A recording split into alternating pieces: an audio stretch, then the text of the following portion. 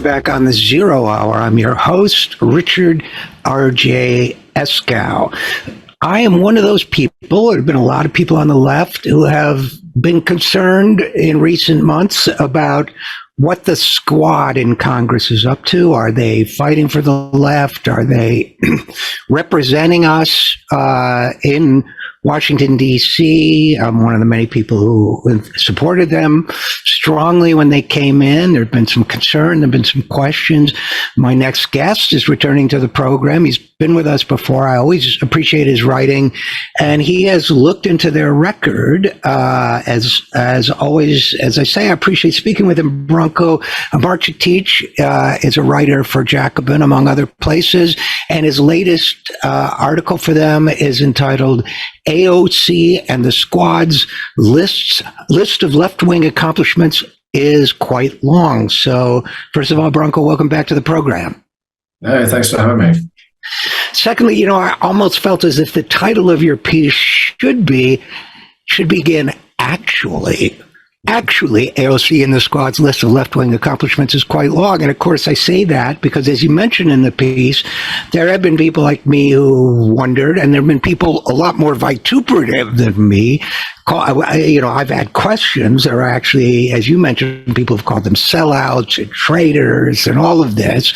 So it seems to me, as you said on Twitter, what you were really doing here was looking at the record and talking to activists before, making a judgment based on superficial impressions. Hence my addition of the word actually. Is that fair? Yeah, I think that's fair. I mean, my basic thinking is not, to say that the Squad are saints or saviors or anything of the sort. As I say in the piece, I think, of course, there's any number of criticisms you can make about the Squad. People have. I think that criticism is necessary. It's necessary to put pressure on elected officials, even the ones that are, our allies. But I think some of the criticism of the Squad, and particularly over Alexandria Ocasio-Cortez, has in recent years, I think really this came after the end of the Sanders campaign, has really become kind of one-dimensional and vitriolic and kind of reductive.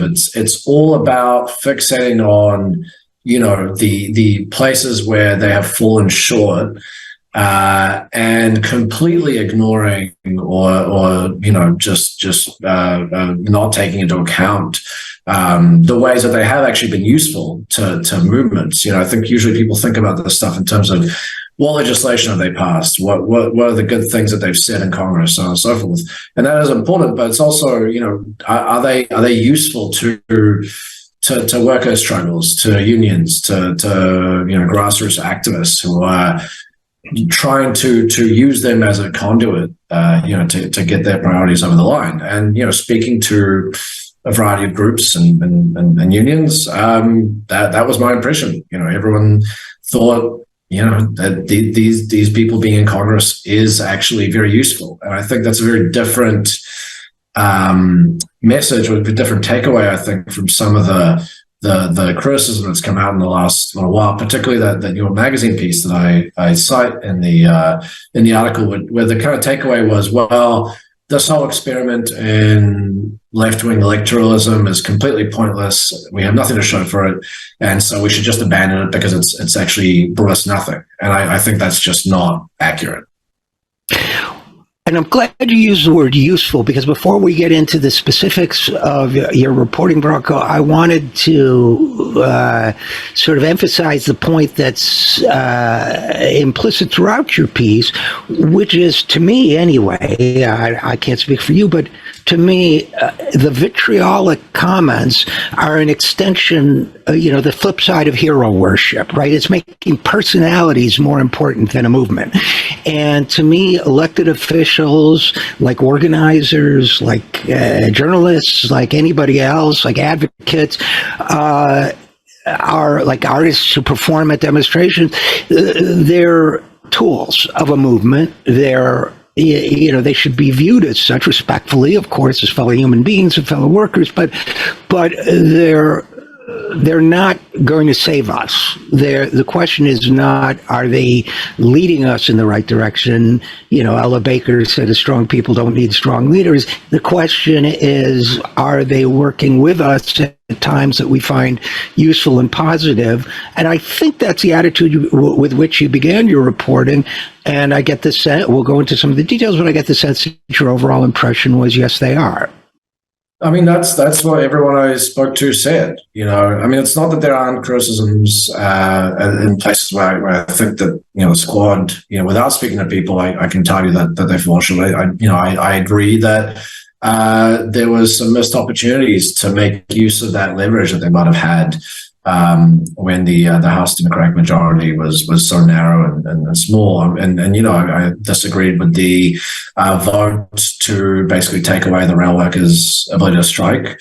I think that was the wrong thing. I think some of the voting and some of the positioning around Israel, even if I understand the kind of political pressures that are working to make that happen, I still think they're wrong. So, there's criticisms to be made. But at the same time, for instance, Sarah Nelson, the president of the Flight Attendants Union, said to me, look, when I asked about some of these criticisms about some of the recent rhetoric from AOC and the squad, it's been more conciliatory towards the establishment. I asked her what she thought of that, and she said, look, I mean, her and I have different roles to play in the overall struggle, and we both understand that.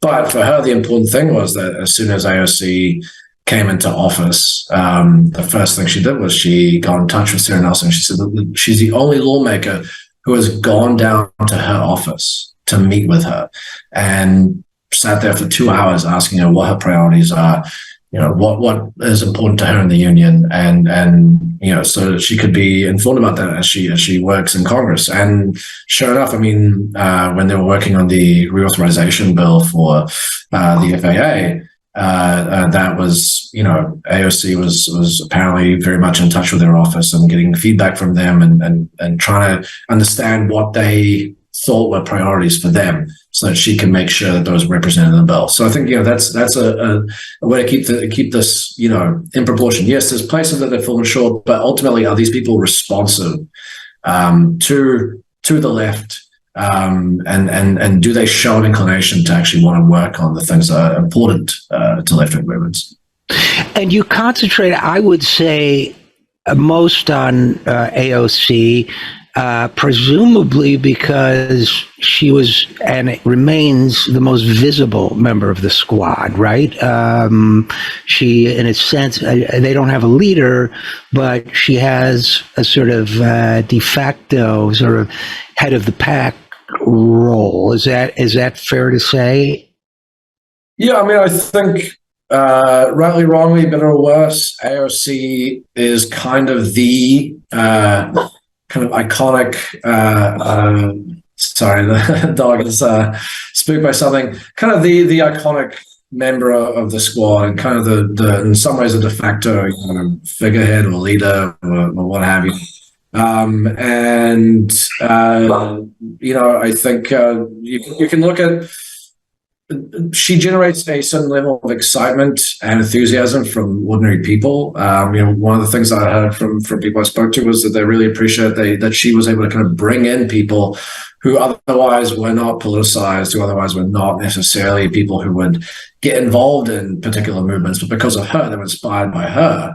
They did, and we can see this with what happened in 2019 during the presidential campaign. I mean, AOC's I think very courageous and somewhat risky choice to endorse Sanders at maybe the lowest point in this campaign, kind of single-handedly resuscitated it.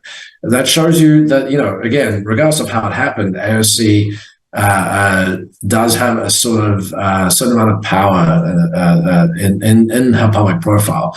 And I think the flip side of that is that she is a tremendous lightning rod for criticism. I mean, obviously, they all are to different extents, but I don't know if Eleanor gets a lot of bad feedback and attacks from the right too. But AOC, I mean, she really gets it from all sides. She gets it from the right, who are absolutely obsessed almost maniacally so with everything she does.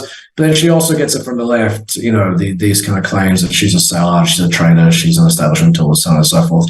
So I think for that reason, I felt like it was a good thing to sort of delve into her record in particular and have a look. So let's talk about AOC first. You mentioned in your piece, when I went to work for Bernie Sanders in 2015, one of the first things I did with his chief of staff was write up his legislative accomplishments, as you did here. And this was around the time that you had people like Barney Frank saying, oh, Bernie never accomplished anything in all his years in Congress and in the Senate. He starts to look at it's a huge list, massive list, sometimes with strange bedfellows, as they say, and bringing together unlikely people on the right to sponsor something or whatever. He did a lot for veterans' rights. That was, that kind of thing. That was Bernie's record. So you kind of dove into how she seems to have learned. My impression was reading your piece. She seems to have learned a little bit from Bernie about how to play the system, attaching amendments to bills rather than standalone proposals that are targets and that sort of thing. So what kind of things was she able to accomplish? Yeah, I mean, she, first of all, we should say it's extremely difficult to get anything passed in Congress in general, but particularly the Congress of today that's so polarized and so characterized by gridlock. But I mean, one of an early accomplishment that she had was she diverted $5 million of DEA funding towards treatment for opioid addiction.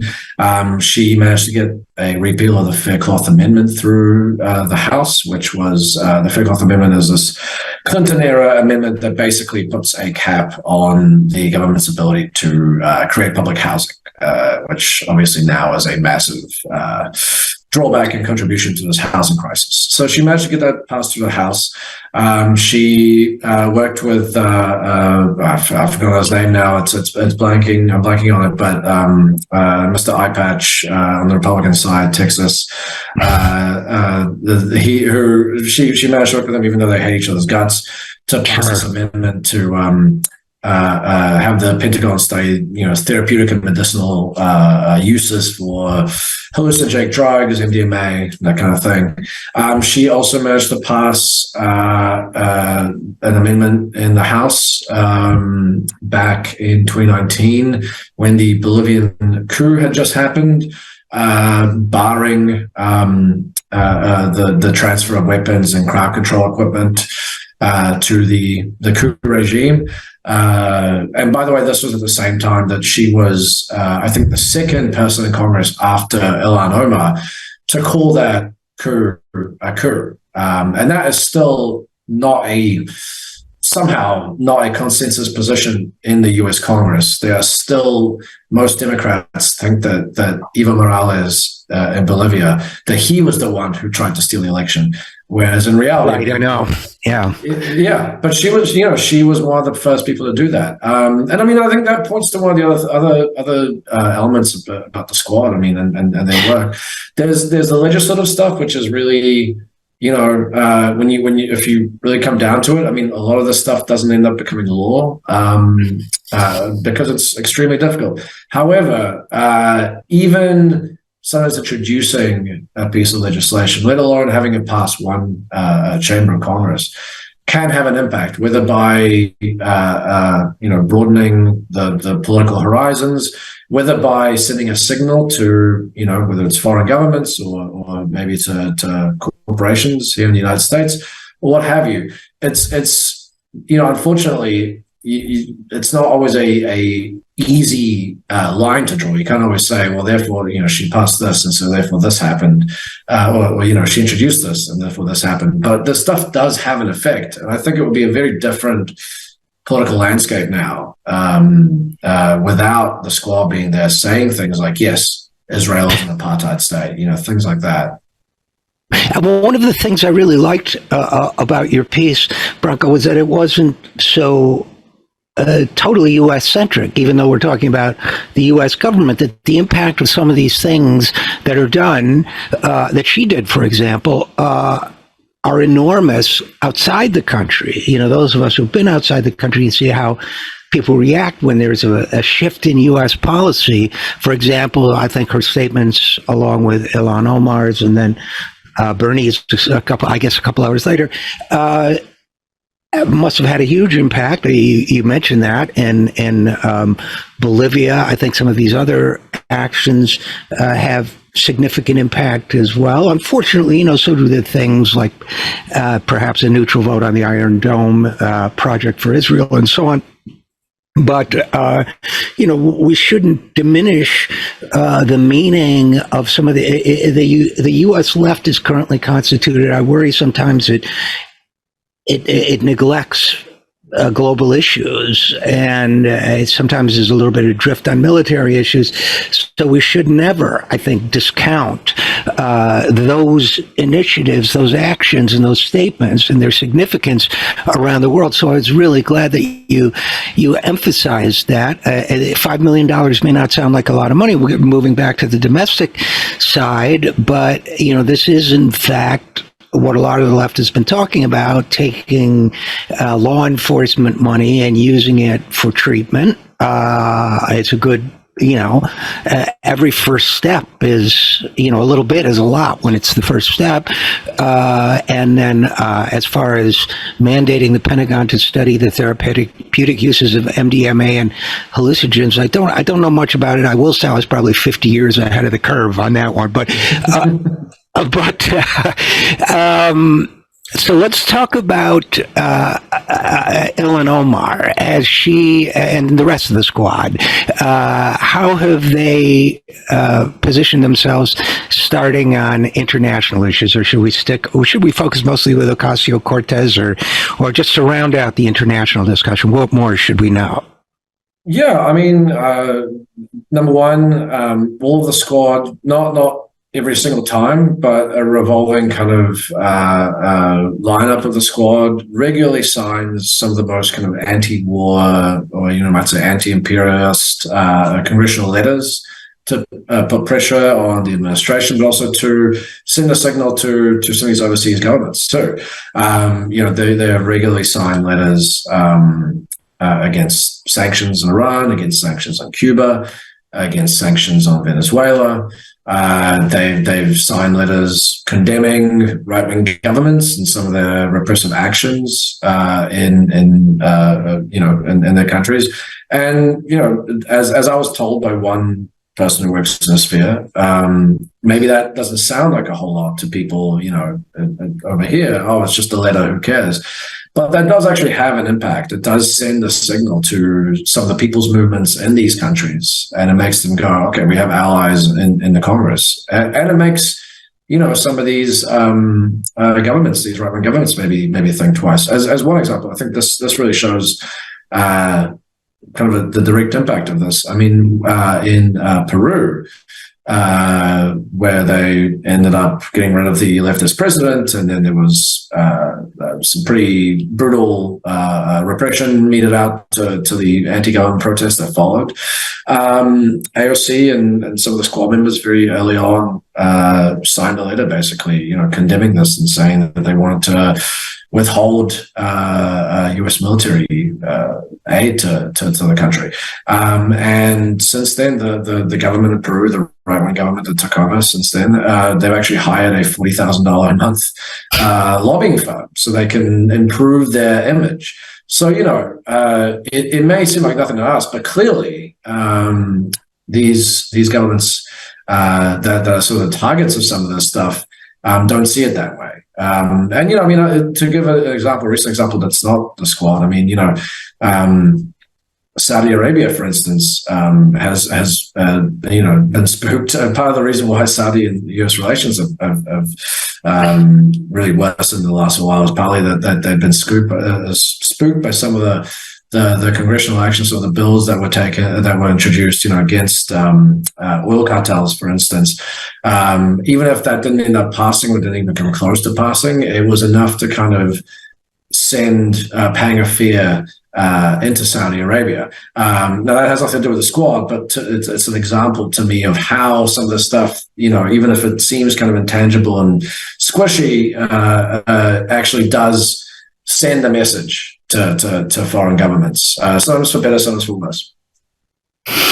And a couple other areas I wanted to explore with you, Branko. One is, the big hope, obviously, in the Sanders campaign, first one, second one, and in the, part of the excitement of the election of the squad was moving the so-called Overton window of what we're willing to discuss in our politics further to the left. And I think they did a great job of that early on, for sure. I mean, I think that AOC had a kind of shining moment when it came to the Amazon headquarters in her district. That conversation, I mean, I think she took a brave stand, particularly gutsy, because Congress people are frightened of being perceived as taking jobs away from their community. And I think she was vindicated. But I guess part of this criticism. You think we can get more into the criticism later, but it seems to me that somewhere along the line they made a pivot from that sort of public Overton window role to more of a focus on legislating. Maybe that's just my impression, but maybe they decided it was time to stop presenting visions so much and spend a little bit more time, winning ground inch by inch in the various ways that you've described. What do you think?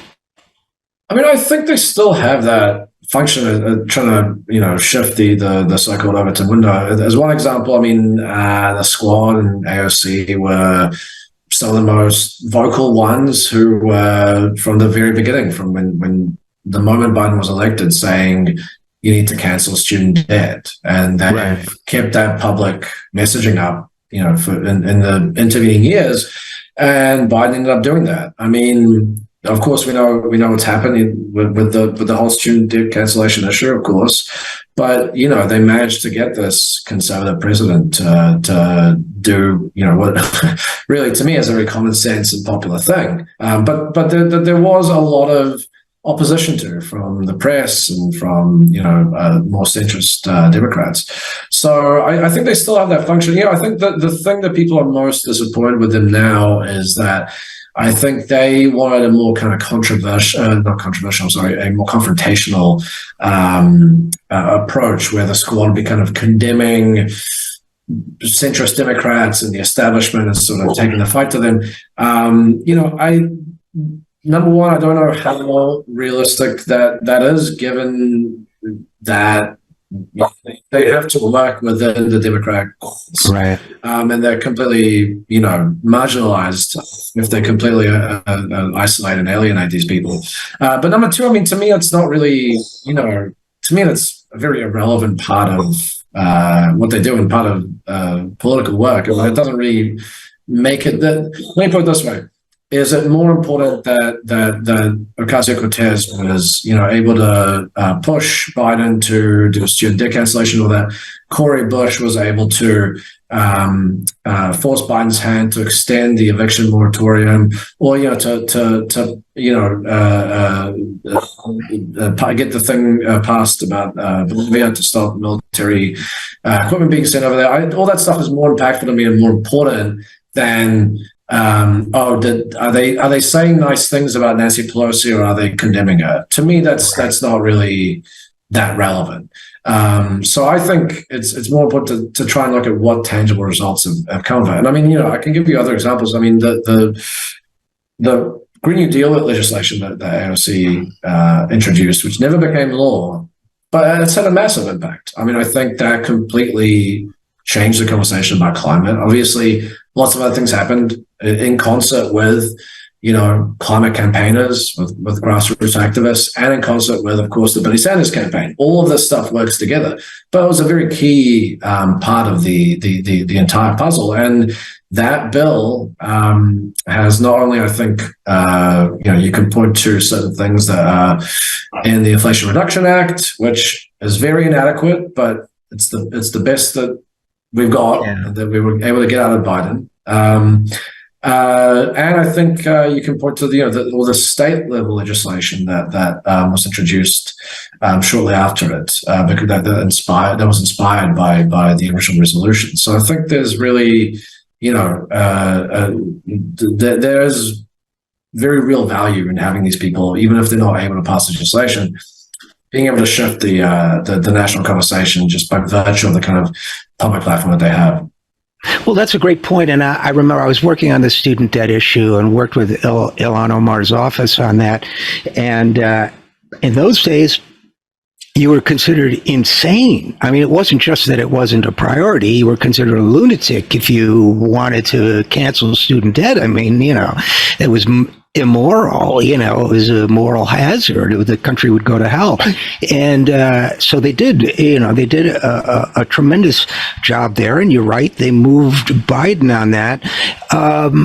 Now I find a lot of frustration on the left with the fact that they've, by and large, not just the squad, but Congressional Progressive Caucus members and so on, they've already endorsed Joe Biden for president. I hear a lot of people saying, well, why are they doing that? Why aren't they holding out for more concessions and so on? Did that come up in your conversations at all, or do you have any thoughts about that? It's not something that I covered in the interviews, but I mean, I think that was a mistake. I think again, I can see the reasoning behind it, but I think, you want to at least, use what little leverage you have to try and get something out of Biden. So I think that's a very good example of, constructive and fair criticism. Yes, and you cite some others, including Ukraine and voting president, I think it was, on Iron Dome and so on. So absolutely, I mean, I think our role is those of us who are not members of Congress and are on the left, which is the vast majority of it. The constructive criticism is very much the case, but that gets to. You mentioned a magazine article by Freddie DeBoer. Freddie's been on the program. There's a lot of interesting things to say, but he wrote a piece on AOC in New York Magazine that you cite. Freddie says she's drifted from radical outsider to establishment liberal, and quote, making mere, quote, token gestures of resistance to solidify the illusion that she is a gadfly. As you well know, this is not just Freddie's view, it's the view a lot of people have formed.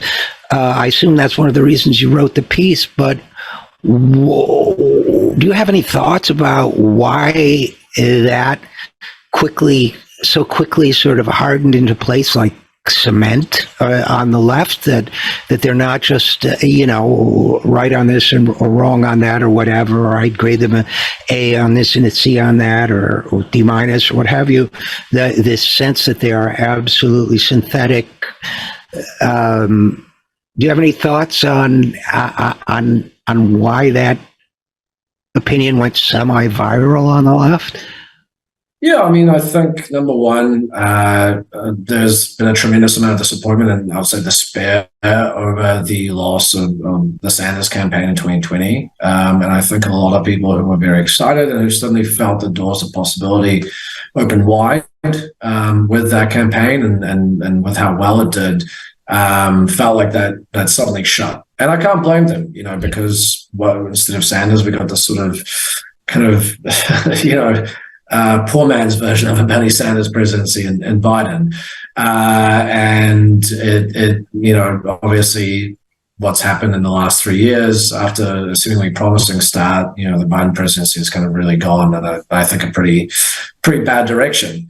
So it's understandable that people feel disappointment. And I think out of that disappointment comes this anger. And I feel like people are kind of channeling the anger at the fact that the Sanders campaign was stopped, at the fact that we're sort of having to do everything possible to get, even the least bit of good out of this very conservative administration. That anger kind of gets now channeled at AOC and the squad for, supposedly being sellouts or betraying us and so on and so forth. But, look, like I said, I think the bigger thing instead of just, signaling and messaging, which is kind of what I feel like this debate is all about. It's AOC saying something token nice about Nancy Pelosi, or not being confrontational enough against King Jeffries, or so on and so forth. I think okay, we have to balance it out with, but have they served a useful purpose for movements and for worker struggles and so on and so forth? And I think on balance they have. Again, are there places that they've fallen short? Absolutely. But talk to people who are involved in these fights. I mean, one of the people I talked to is a campaign coordinator for Housing Justice for All. She found tremendous value in at the state level, AOC using a platform to promote this package of bills that they were trying to get passed, I think back in 2019, to expand rent control and, across New York State and so on and so forth. And by the way, that did end up passing, and they give credit to AOC for helping them, for playing a key role in that. So I think, again, we just have to, be a little more, put things into perspective and be a little more balanced with some of our criticism. I think, the kind of vitriol and anger, I think, does not really help. And I think ultimately, I mean, the big kind of disagreement I think I had with the DeBoer piece is that I think its argument was kind of an argument for demobilization. It was saying, this has all been a waste of time. We shouldn't have done it. We shouldn't do it. Forget about this. And I think that would be a tremendous mistake for now the left to crawl back into obscurity and to go back to just talking to itself and being completely ineffectual and having absolutely no impact on anything. That was the world before 2016. We don't want to go back to that world. Yeah, and in conclusion, I mean, I've been watching all this and thinking, well, a sign of political sagacity or whatever is a balanced view of the people who are your allies or your sometimes allies and how to work with them. But your conclusion was, different, complementary, but different, that the pessimism argues explicitly that socialists have nothing to show for 5 years of electoral victories and that the whole experiment should be abandoned. You called it a recipe for despair, apathy, and in the end, demobilization. Ironically, at the same time, the movement is racking up victories it hasn't seen in decades. So in conclusion, you sound kind of optimistic. I mean, I think there's reason to be optimistic. I wouldn't say, let's not, create delusions for ourselves to think that everything is fine and dandy. I mean, I think there's a lot of problems. I think the socialist movement has a long way to go. Of course, I think there's a million obstacles in our way, including whatever's going to happen in this coming election. So, I think we should be realistic. But I think also sometimes people confuse pessimism for realism. And, right. And I think that's kind of what's been going on now. I mean, look, the thing that I referenced at the end, the wins that have been racked up that we haven't seen for decades in the United States. I just a few months ago was at this gathering, the first gathering since everything has happened since 2016 of 50 socialist elected officials across the country at the state and local levels and a variety of different elected positions, and it was a tremendous thing to see actually how many strides the movement has made in the electoral field. Before it was, Bernie Sanders, and that was it. Suddenly you have all these people around the country, and not just people who are just filling up space and seats, but people who have actually made concrete wins on issues like housing in places like Washington D.C. and Massachusetts. So when you're talking about like delegates and state senators and people and local officials and everything else, right? Yeah. Yep. City councilors. Yeah, exactly. State representatives. I mean, it's still a long way to go. This is still in its early years. It's still in its infancy, but I think it would be a mistake, a really terrible mistake, if we sort of, out of pessimism or despair, killed this movement in its infancy just as it's kind of getting going. I think there's actually good reasons to be optimistic, but also realistic. So. Learned helplessness is the enemy. Right. So with that, Branko Marcetic, thank you so much for your reporting and your article. Again, the article does not include, the headline does not include the word actually. AOC and the squad's list of left-wing accomplishments is quite long. Thanks for writing it. And as always, thanks for coming on the program. Cheers. Yeah, it's a silent actually, so just fill it in. Right. Okay, thanks again. And we'll be right back after this. I'm Richard RJ Eskow, and this is the Zero Hour.